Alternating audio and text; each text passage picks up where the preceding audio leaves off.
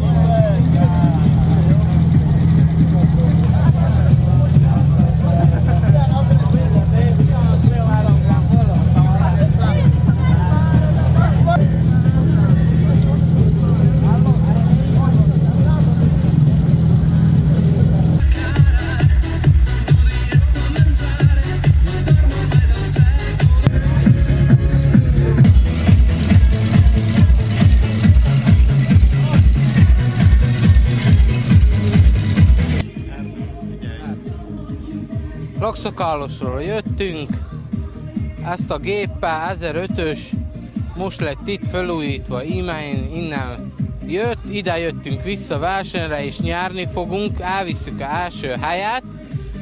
Fiúcsapat, most csak fiúcsapattal jöttünk, de van lánycsapatunk is Laxakáloson. Még valamit, fiú? Itt vannak a lányok is, szurkolnak nekik, hajrá! Volám sa Kika, som z Branču. Prišli sme súťažiť.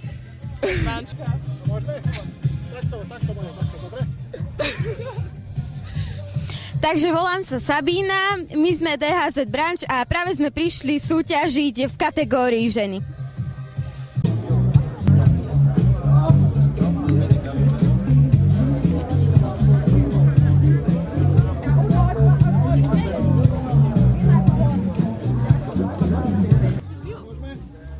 Přijeli jsme z Česka, ze Severní Moravy, z obce Pstruží.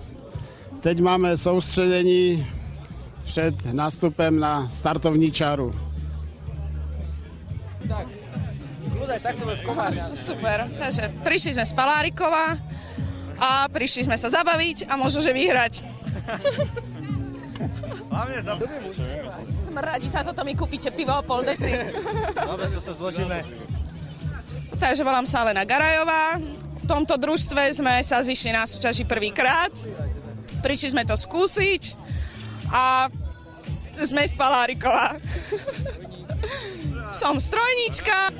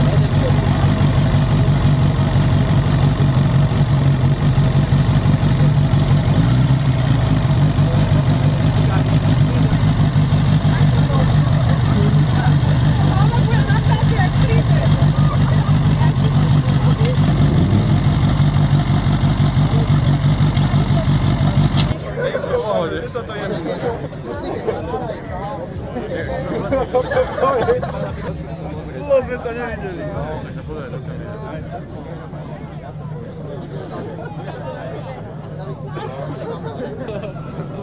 Počúvaj, ty kamerám pôjde k tebe, takže... Povajca.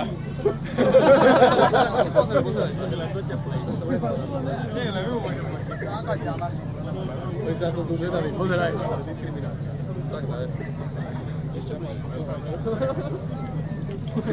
Ja by ťa natočila tá kamera. To je kamera? To je fotia.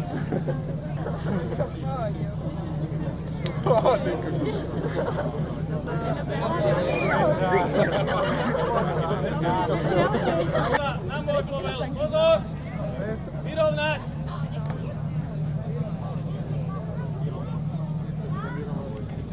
No, nakladí, aha. Veľmi nakladí. Hasičské družstva, na môj povel, pohol. Ďakujem pekne. Dovolte mi, aby som vás v mene dobrovoľného hasičského zboru e-mail a obce e-mail privítal tu na námestí Jozefa Blaškoviča v e-maili a zároveň mi dovolte predstaviť starostu nášho obce, inžiniera Františka Ťukoša, ktorému teraz predávam mikrofón.